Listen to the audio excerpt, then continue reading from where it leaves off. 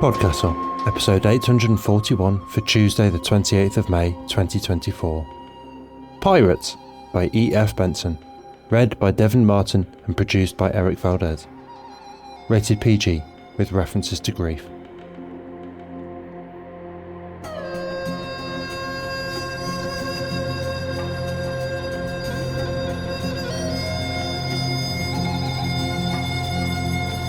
Good morning, good day, good afternoon and good evening, and welcome to PodCastle, the flying castle of fantasy fiction.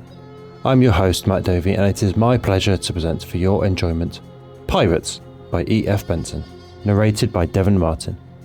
This story was originally published by Hutchinson's magazine October 1928 and is in the public domain, and it is, honestly, a delight, warm and gentle and moving. E.F. Benson, born July 24, 1867, died February 29, 1940, was an English writer of fiction, reminiscences and biographies, of which the best remembered are his arch satirical novels and his urbane autobiographical studies of Edwardian and Georgian society. The son of E.W. Benson and Archbishop of Canterbury, 1883-96, the young Benson was educated at Marlborough School and at King's College, Cambridge. After graduation, he worked from 1892 to 1895 in Athens for the British School of Archaeology and later in Egypt for the Society for the Promotion of Hellenic Studies. In 1893, he published Dodo, a novel that attracted wide attention. It was followed by a number of other successful novels, such as Mrs. Ames, 1912, Queen Lucia, 1920, Miss Mapp, 1922, and Lucia in London, 1927, and books on a wide range of subjects totalling nearly 100. Among them were biographies of Queen Victoria, William Gladstone and William II of Germany. In 1938 he was made an honorary fellow of Magdalen College, Cambridge.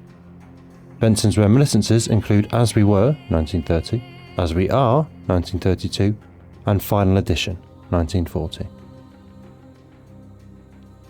Devin Martin is a colony of uncooperative cells who produces audio, occasionally narrates fiction, and sometimes even writes. He lives with a brilliant scientist in Cardiff. He almost never posts on social media, and he has a wide range of disturbing cackles. And now pay attention, for our tale is about to begin, and it is calling to you out of memory.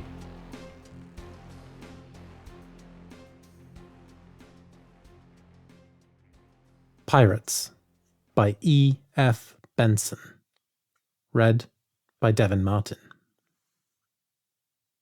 For many years, this project of sometime buying back the house had simmered in Peter Graham's mind, but whenever he actually went into the idea with practical intention, stubborn reasons had presented themselves to deter him. In the first place, it was very far off from his work, down in the heart of Cornwall, and it would be impossible to think of going there just for weekends. And, if he established himself there for longer periods, what on earth would he do with himself in that soft, remote lotus land?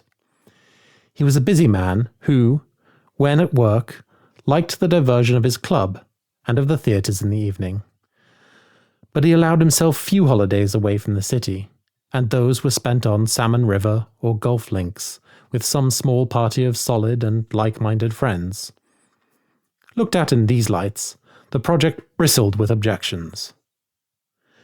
Yet, through all these years, 40 of them now, which had ticked away so imperceptibly, the desire to be at home again at Lescup had always persisted, and from time to time it gave him shrewd little unexpected tugs, when his conscious mind was in no way concerned with it.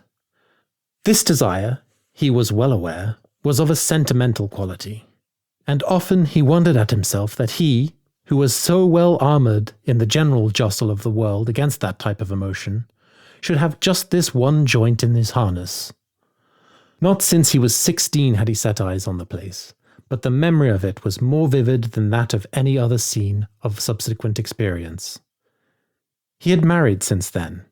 He had lost his wife, and, though for many months after that he had felt horribly lonely, the ache of that loneliness had ceased. And now, if he had ever asked himself the direct question, he would have confessed that bachelor existence was more suited to him than married life had ever been. It had not been a conspicuous success, and he never felt the least temptation to repeat the experiment. But there was another loneliness, which neither married life nor his keen interest in his business had ever extinguished. And this was directly connected with his desire for that house on the green slope above the hills of Truro. For only 7 years had he lived there, the youngest but one of a family of 5 children. And now, out of all that gay company, he alone was left. One by one they had dropped off the stem of life. But as each in turn went into this silence, Peter had not missed them very much. His own life was too occupied to give him time, really, to miss anybody, and he was too vitally constituted to do otherwise than look forwards. None of that brood of children except himself, and he, childless, had married. And now, when he was left without the intimate tie of blood to any living being, a loneliness had gathered thickly around him. It was not in any sense a tragic or desperate loneliness. He had no wish to follow them on the unverified and unlikely chance of finding them all again. Also, he had no use for any disembodied existence. Life meant to him flesh and blood and material interests and activities. And he could form no conception of life apart from such.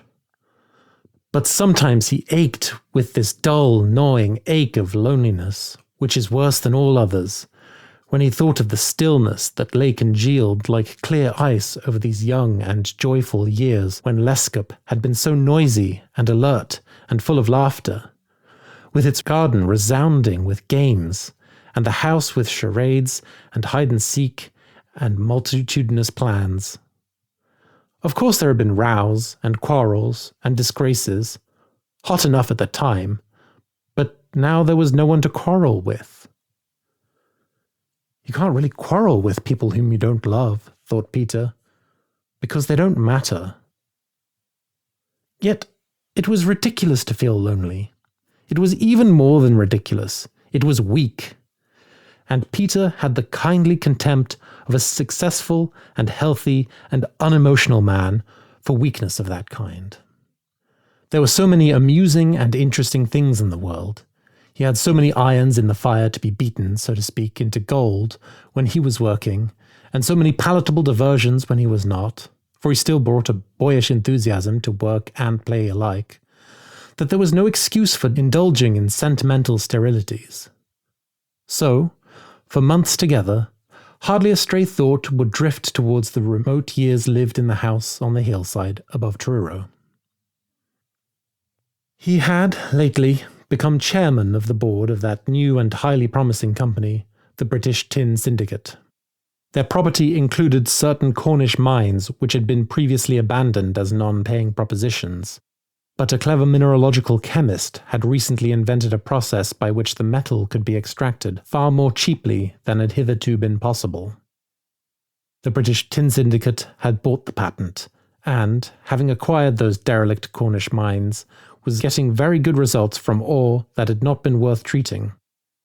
Peter had very strong opinions as to the duty of a chairman to make himself familiar with the practical side of his concerns, and was now travelling down to Cornwall to make a personal inspection of the mines where this process was at work.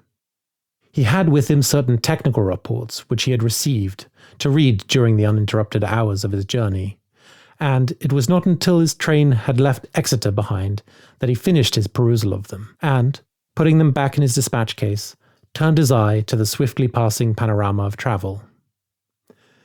It was many years since he had been to the West Country, and now, with the thrill of vivid recognition, he found the red cliffs around Dawlish, interspersed between stretches of sunny sea beach, startlingly familiar. Surely he must have seen them quite lately, he thought to himself. And then, ransacking his memory, he found it was 40 years since he had looked at them, travelling back to Eton from his last holidays at Lescup. The intense, sharp-cut impressions of youth. His destination tonight was Penzance, and now, with a strangely keen sense of expectation, he remembered that just before reaching Truro station, the house on the hill was visible from the train. For often on these journeys to and from school, he had been all eyes to catch the first sight of it and the last. Trees perhaps would have grown up and intervened, but as they ran past the station before Truro, he shifted across to the other side of the carriage and once more looked out for that glimpse. There it was, a mile away across the valley, with its grey stone front and the big beech tree screening one end of it, and his heart leaped as he saw it. Yet, what use was the house to him now? It was not the stones and the bricks of it, nor the tall hayfields below it, nor the tangled garden behind that he wanted, but the days when he had lived in it. Yet he leaned from the window till a cutting extinguished the view of it, feeling that he was looking at a photograph that recalled some living presence. All those who had made Lescop dear and still vivid had gone, but this record remained, like the image on the plate. And then he smiled at himself with a touch of contempt for his sentimentality. The next 3 days were a whirl of enjoyable occupation.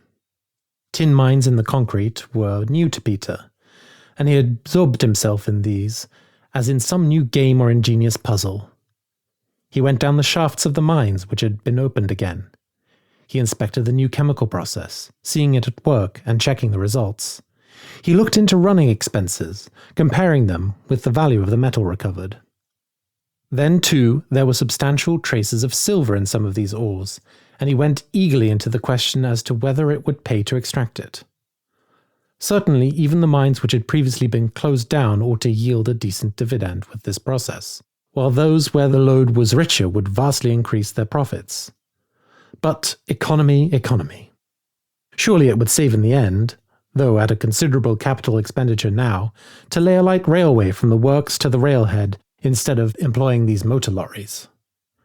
There was a piece of steep gradient, it was true, but a small detour with a trestle bridge over the stream would avoid that. He walked over the proposed route with the engineer and scrambled about the stream bank to find a good take-off for his trestle bridge.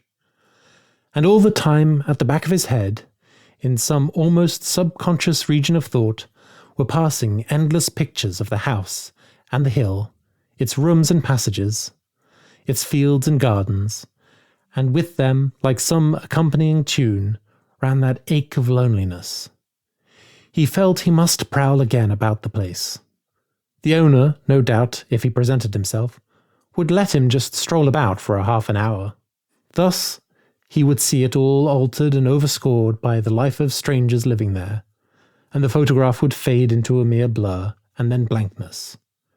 Much better that it should. It was in this intention that, having explored every avenue for dividends on behalf of his company, he left Penzance by an early morning train in order to spend a few hours in Truro and go up to London later in the day. Hardly had he emerged from the station when a crowd of memories, 40 years old but more vivid than any of those of the last day or two, flocked round him with welcome for his return. There was the level crossing, and the road leading down to the stream where his sister Sybil and he had caught a stickleback for their aquarium, and across the bridge over it was the lane, sunk deep between the high crumbling banks that led to a footpath across the fields to Lescop. He knew exactly where was that pool, with long ribbons of waterweed trailing and waving in it, which had yielded them that remarkable fish. He knew how campions, red and white, would be in flower on the lane side, and in the fields the meadow orchids. But it was more convenient to go first into the town, get his lunch at the hotel, and to make inquiries from a house agent as to the present owner of Lescop. Perhaps he would walk back to the station for his afternoon train by that shortcut. Thick now as flowers on the steppe when spring comes, memories bright and fragrant shot up around him. There was the shop where he had taken his canary to be stuffed. Beautiful it looked. And there was the shop of the undertaker and cabinet maker, still with the same name over the door, where, on a memorable birthday on which his amiable family had given him, by request, the tokens of their goodwill in cash, he had ordered a cabinet with 5 drawers and 2 trays, varnished and smelling of newly cut wood, for his collection of shells. There was a small boy in jersey and flannel trousers looking in the window now, and Peter suddenly said to himself, Good Lord, how like I used to be that boy. Same kit, too. Strikingly like indeed he was, and Peter, curiously interested, started to cross the street to get a nearer look at him. But it was a market day.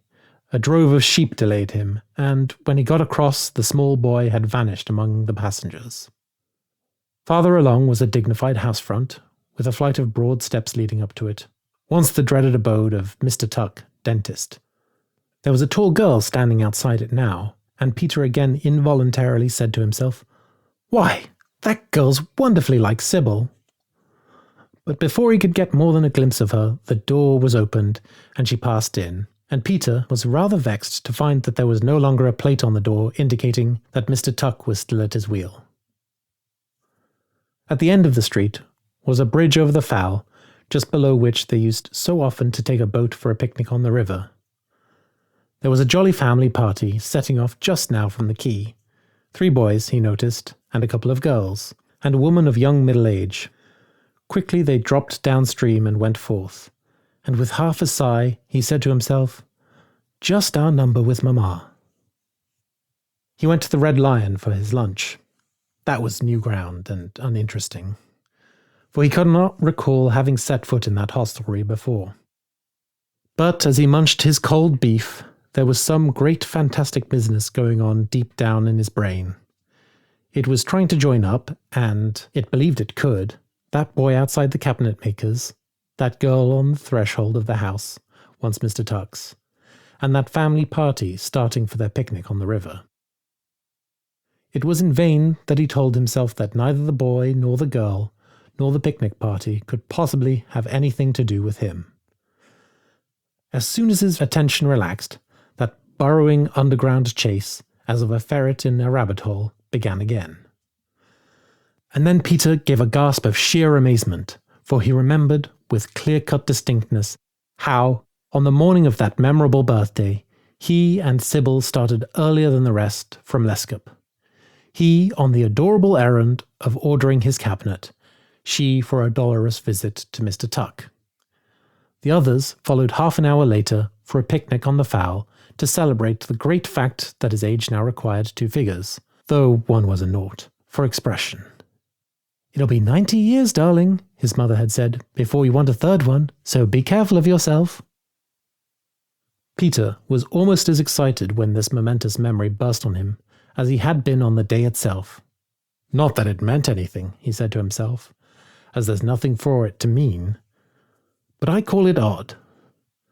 It's as if something from those days hung about here still. He finished his lunch quickly after that, and went to the house agents to make his inquiries.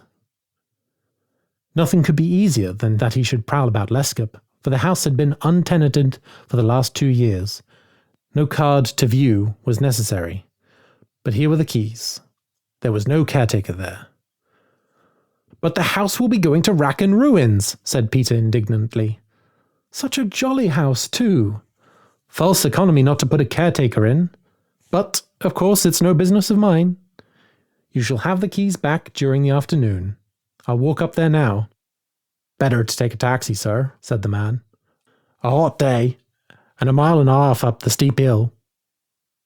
"Oh, nonsense," said Peter. "Barely a mile. Why, my brother and I used often to do it in 10 minutes. It occurred to him that these athletic feats of 40 years ago would probably not interest the modern world. Pider Street was as populous with small children as ever, and perhaps a little longer and steeper than it used to be. Then, turning off to the right among strange new-built suburban villas, he passed into the well-known lane, and in 5 minutes more had come to the gate leading into the short drive up to the house. It drooped on its hinges. He must lift it off the latch, sidle through, and prop it in place again. Overgrown with grass and weeds was the drive, and with another spurt of indignation, he saw that the stile to the pathway across the field was broken down and had dragged the wires of the fence with it. And then he came to the house itself, and the creepers trailed over the windows, and, unlocking the door, he stood in the hall with its discoloured ceiling and patches of mildew growing on the damp walls. Shabby and ashamed it looked. The paint perished from the window sashes, the panes dirty, and in the air the sour smell of chambers long unventilated.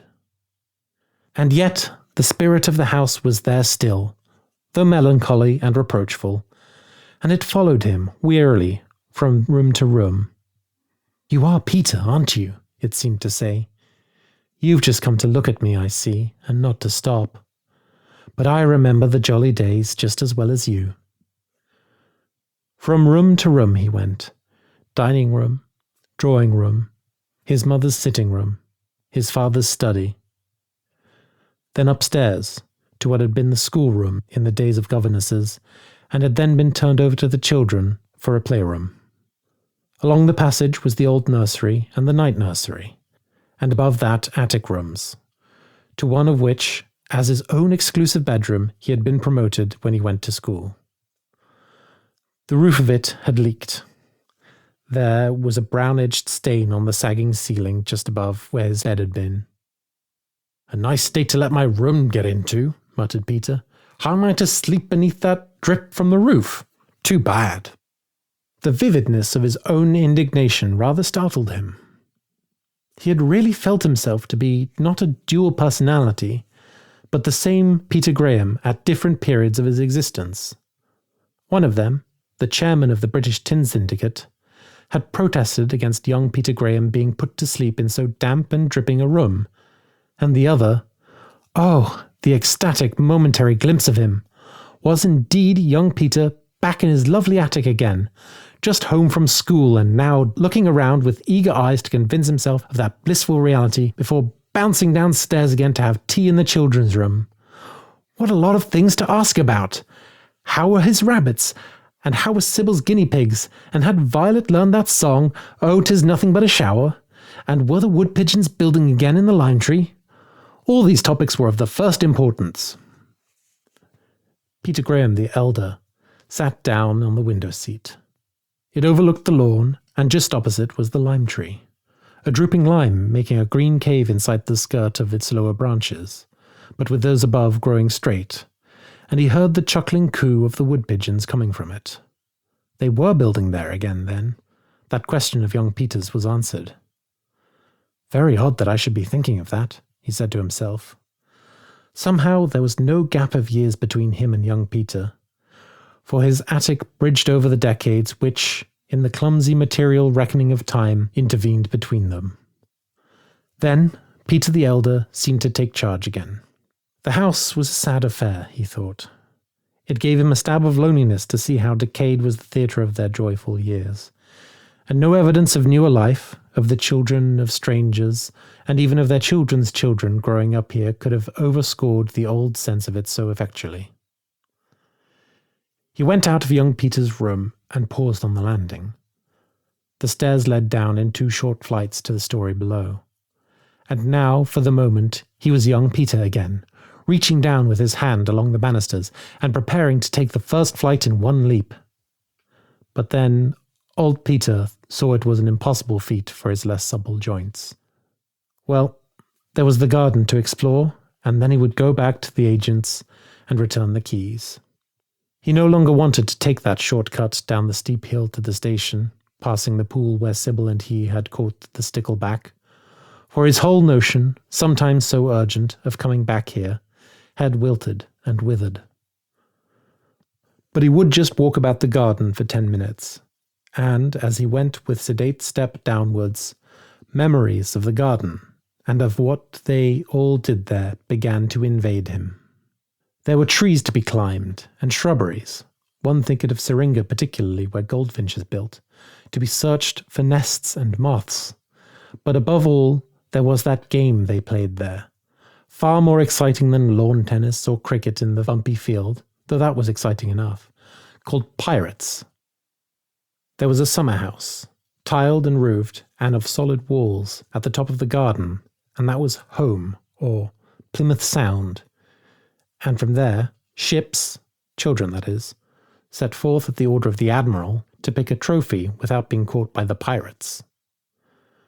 There were 2 pirates, who hid anywhere in the garden and jumped out and, counting the admiral who, after giving me his orders, became the flagship, 3 ships, which had to cruise to orchard or flower bed or field and bring safely home a trophy culled from the ordained spot. Once, Peter remembered, he was flying up the winding path to the summer house with a pirate close on his heels, when he fell flat down, and the humane pirate leaped over him for fear of treading on him, and fell down too. So, Peter got home because Dick had fallen on his face and his nose was bleeding. Good Lord, it might have happened yesterday, thought Peter, and Harry called him a bloody pirate, and Papa heard and thought he was using shocking language till it was explained to him. The garden was even worse than the house, neglected utterly and rankly overgrown, and to find the winding path at all, Peter had to push through briar and thicket. But he persevered and came out into the rose garden at the top, and there was Plymouth Sound, with roof collapsed and walls bulging, and moss growing thick between the tiles of the floor. But it must be repaired at once, Peter said aloud. What's that? He whisked round towards the bushes through which he had pushed his way, for he had heard a voice, faint and far off, coming from there, and the voice was familiar to him, though for 30 years it had been dumb. For it was Violet's voice which had spoken, and she had said, "Oh, Peter, here you are!" He knew it was her voice, and he knew the utter impossibility of it. But it frightened him. And yet, how absurd it was to be frightened, for it was only his imagination, kindled by old sights and memories, that had played him a trick. Indeed, how jolly even to have imagined that he had heard Violet's voice again. "Vi!" he called aloud, but of course no one answered. The wood pigeons were cooing in the lime. There was a hum of bees, and a whisper of wind in the trees, and all round the soft, enchanted Cornish air, laden with dream stuff. He sat down on the step of the summer house, and demanded the presence of his own common sense. It had been an uncomfortable afternoon. He was vexed at this ruin of neglect into which the place had fallen, and he did not want to imagine these voices calling to him out of the past, or to see these odd glimpses which belonged to his boyhood. He did not belong any more to that epoch over which grasses waved and headstones presided, and he must be quit of all that evoked it, for, more than anything else, he was director of prosperous companies with big interests dependent on him. So, he sat there for a calming 5 minutes, defying Violet, so to speak, to call to him again. And then, so unstable was his mood today, that presently he was listening for her. But Violet was always quick to see when she was not wanted, and she must have gone to join the others. He retraced his way, fixing his mind on material environments. The golden maple at the head of the walk, a sapling like himself when he last saw it, had become a stout-trunked tree, the shrub of bay a tall column of fragrant leaf, and just as he passed the syringa, a goldfinch dropped out of it with dipping flight. Then he was back at the house again, where the climbing fuchsia trailed its sprays across the window of his mother's room, and hot, thick scent, how well remembered, spilled from the chalices of the great magnolia. A mad notion of mine to come and see the house again, he said to himself. I won't think about it any more. It's finished. But it was wicked not to look after it. He went back into the town to return the keys to the house agent. Much obliged to you, he said. A pleasant house when I knew it years ago. Why was it allowed to go to ruin like that? Can't say, sir, said the man. It has been let once or twice in the last 10 years, but the tenants have never stopped long. The owner would be very pleased to sell it. An idea, fanciful, absurd, suddenly struck Peter. But why doesn't he live there? He asked. Or why don't the tenants stop long? Was there something they didn't like about it? Haunted? Anything of that sort? I'm not going to take it or purchase it, so that wouldn't put me off. The man hesitated a moment. Well, there were stories, he said. if I may speak confidentially. But all nonsense, of course. Quite so, said Peter. You and I don't believe in such rubbish. I wonder now, was it said that children's voices were heard calling in the garden? The discretion of a house agent reasserted itself. I can't say, sir, I'm sure, he said. All I know is that the house is to be had very cheap. Perhaps you would take our card. Peter arrived back in London late that night. There was a tray of sandwiches and drinks waiting for him, and, having refreshed himself, he sat smoking a while, thinking of his 3 days' work in Cornwall at the mines. There must be a directors' meeting as soon as possible to consider his suggestions. Then he found himself staring at the round rosewood table where his tray stood. It had been in his mother's sitting room at Lescup. And the chair in which he sat, a fine Stuart piece, had been his father's chair at the dinner table. And that bookcase had stood in the hall. And his Chippendale card table, he could not remember exactly where that had been. That set of Browning's poems had been Sybil's. It was from the shelves in the children's room. But it was time to go to bed, and he was glad he was not to sleep in young Peter's attic. It is doubtful whether, if once an idea has really thrown out roots in a man's mind, he can ever extirpate it. He can cut off its sprouting suckers, he can nip off the buds it bears, or, if they come to maturity, destroy the seed. But the roots defy him. If he tugs at them, something breaks, leaving a vital part still embedded, and it is not long before some fresh evidence of its vitality pushes up above the ground where he least expected it. It was so with Peter now.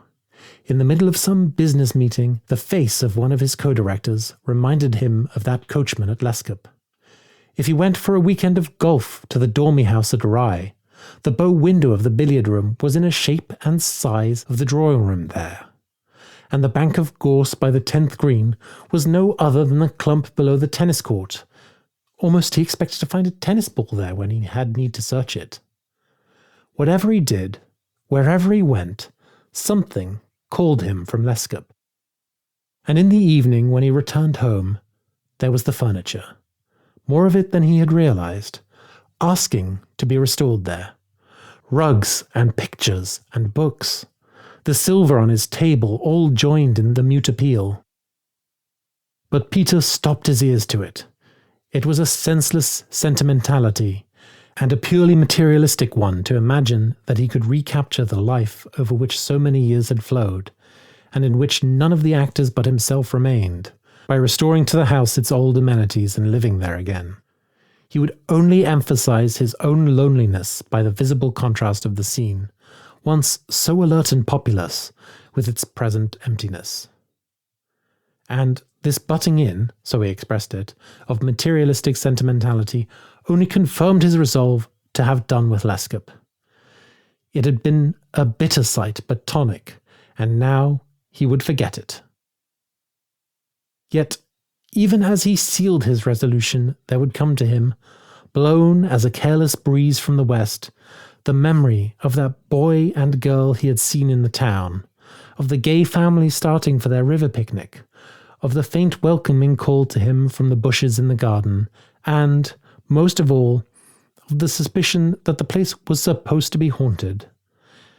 It was just because it was haunted that he longed for it, and the more savagely and sensibly he assured himself of the folly of possessing it, the more he yearned after it, and constantly now it coloured his dreams.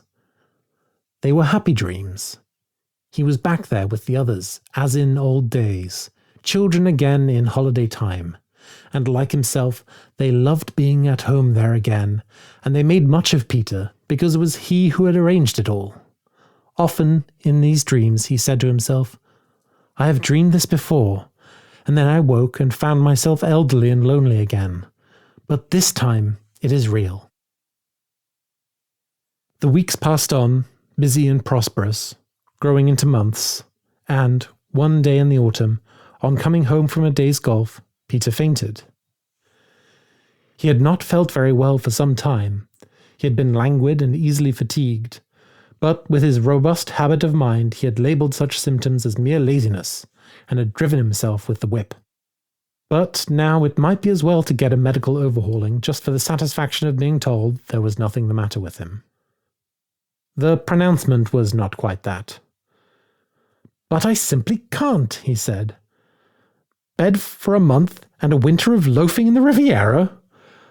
Why, I've got my time filled up till close on Christmas, and then I've arranged to go with some friends for a short holiday. Besides, the Riviera's a pestilent hole. It can't be done. Supposing I just go on as usual, what will happen?" Dr. Dufflin made a mental summary of his willful patient. "You'll die, Mr. Graham," he said cheerfully. "Your heart is not what it should be, and if you want it to do its work, which it will for many years yet, if you're sensible, you must give it a rest.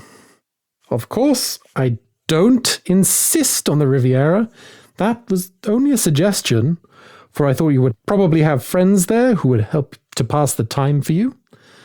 But I do insist on some mild climate where you can loaf out of doors.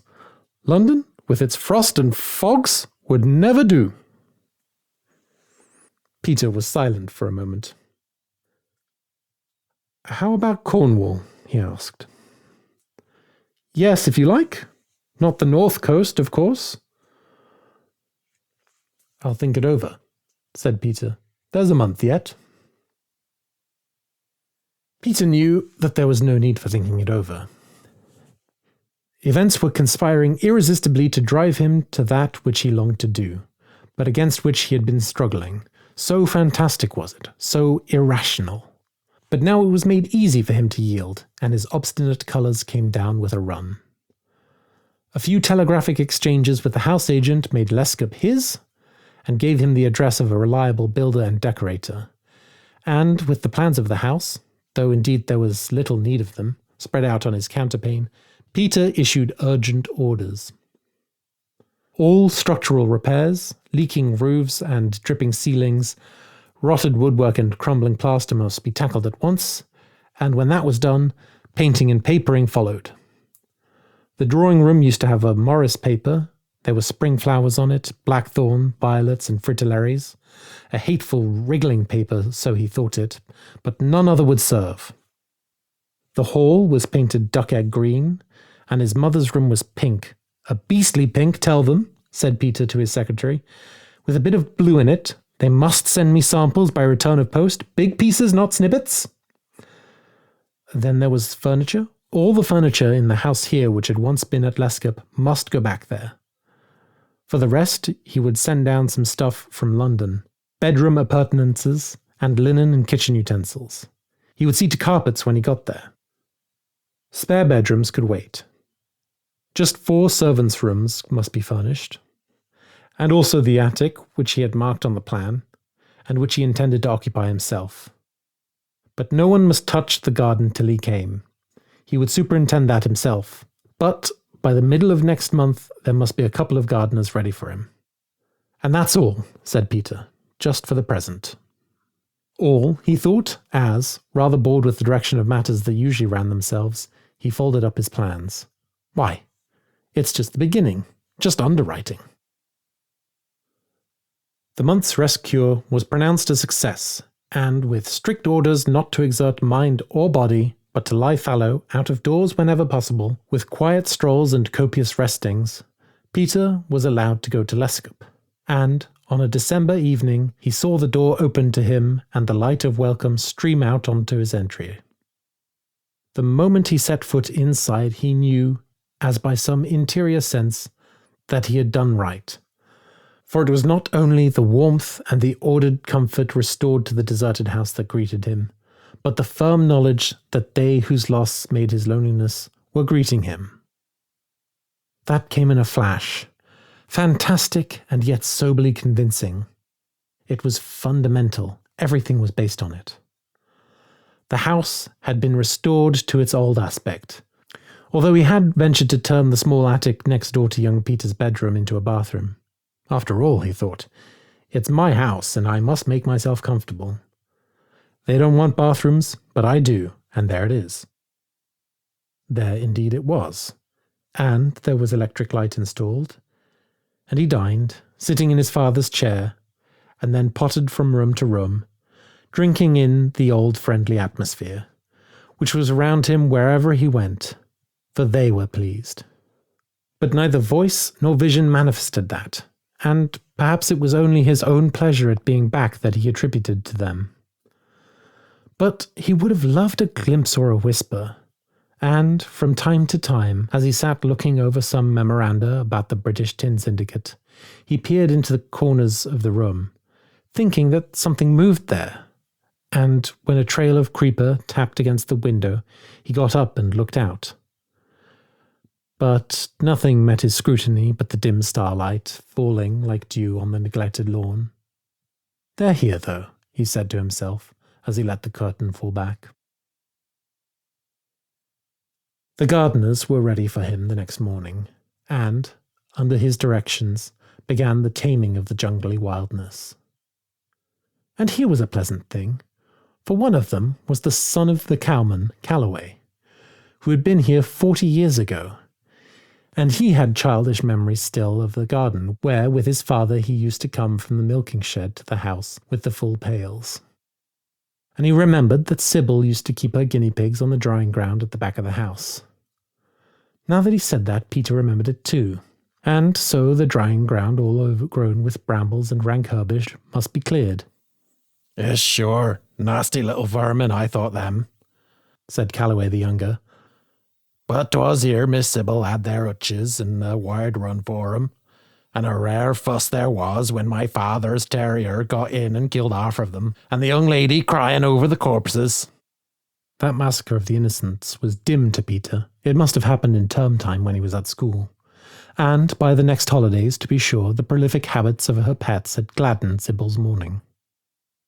So the drying ground was cleared, and the winding path up the shrubbery to the summer house, which had been home to the distressed vessels pursued by pirates. This was being rebuilt now, the roof timbered up, the walls rectified and whitewashed, and the steps leading to it and its tiled floor cleaned of the encroaching moss. It was soon finished, and Peter often sat there to rest and read the papers after a morning of prowling and supervising in the garden. For an hour or two on his feet oddly tired him, and he would doze in the sunny shelter. But now he never dreamed about coming back to Lescup, or of the welcoming presences. "Perhaps that's because I've come," he thought, "and those dreams were only meant to drive me. But I think they might show that they're pleased. I'm doing all I can." Yet he knew they were pleased, for as the work in the garden progressed, the sense of them and their delight hung about the cleared paths as surely as the smell of the damp earth and the uprooted bracken which had made such trespass. Every evening Calloway collected the cleanings of the day, piling it on the bonfire in the orchard. The bracken flared, and the damp hazel stems fizzed and broke into flame, and the scent of the wood smoke drifted across to the house, and, after some 3 weeks' work, all was done. And that afternoon, Peter took no siesta in the summer house, for he could not cease from walking through flower garden and kitchen garden and orchard, now perfectly restored to their old order.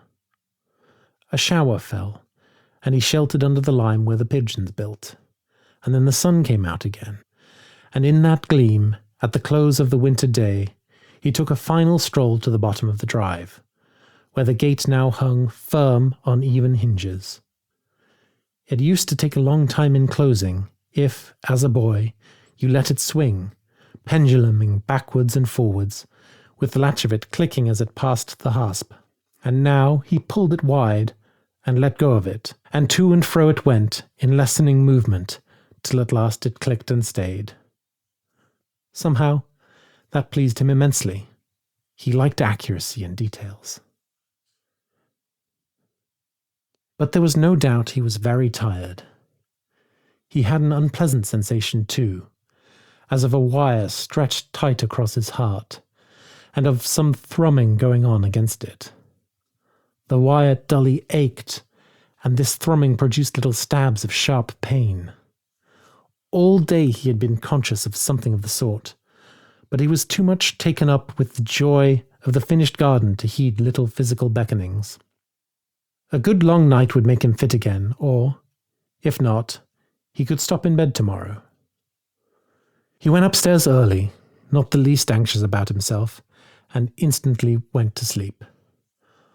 The soft night air pushed in at his open window, and the last sound that he heard was the tapping of the blind tassel against the sash.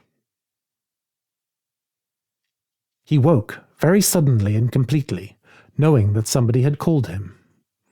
The room was curiously bright, but not with the quality of moonlight. It was like a valley lying in shadow, while somewhere, a little way above it, shone some strong splendor of noon. And then he heard again his name called, and he knew that the sound of the voice came in through the window. There was no doubt that Violet was calling him. She and the others were out in the garden. "Yes, I'm coming," he cried, and he jumped out of bed. He seemed, it was not odd, to be already dressed. He had on a jersey and flannel trousers, but his feet were bare, and he slipped on a pair of shoes and ran downstairs, taking the first short flight in one leap, like young Peter. The door of his mother's room was open, and he looked in, and there she was, of course, sitting at the table and writing letters. "Oh, Peter, how lovely to have you home again," she said. "They're all out in the garden, and they've been calling you, darling. But come and see me soon, and have a talk." Out he ran along the walk below the windows, and up the winding path through the shrubbery to the summer-house, for he knew they were going to play pirates. He must hurry, or the pirates would be abroad before he got there, and as he ran he called out, "Oh, do wait a second, I'm coming." He scudded past the golden maple and the bay tree, and there they all were in the summer-house, which was home, and he took a flying leap up the stairs and was among them. It was there that Calloway found him the next morning. He must indeed have run up the winding path like a boy, for the new-laid gravel was spurned at long intervals by the toe-prints of his shoes.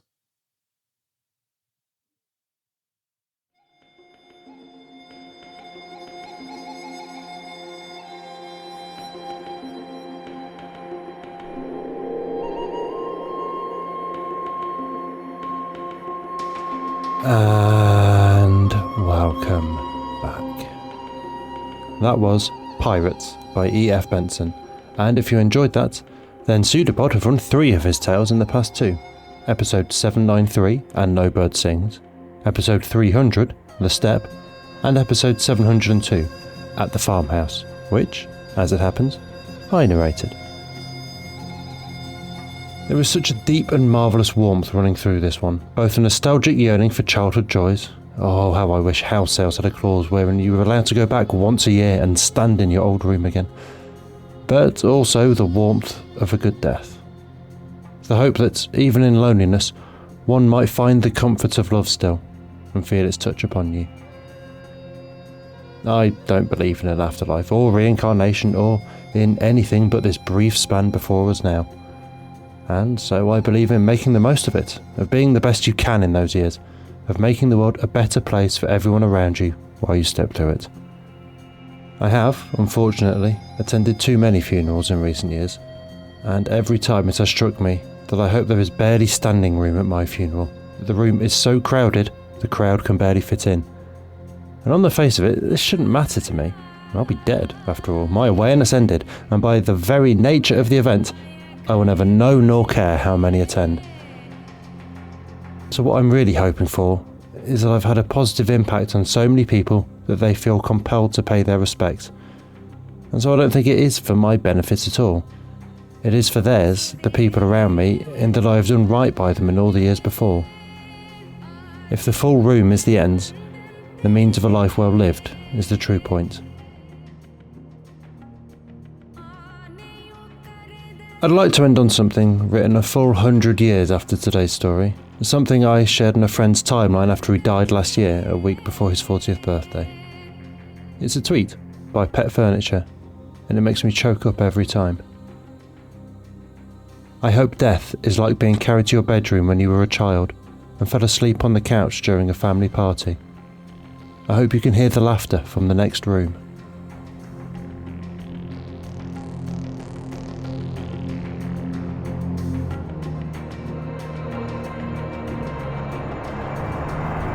That was our show for this week.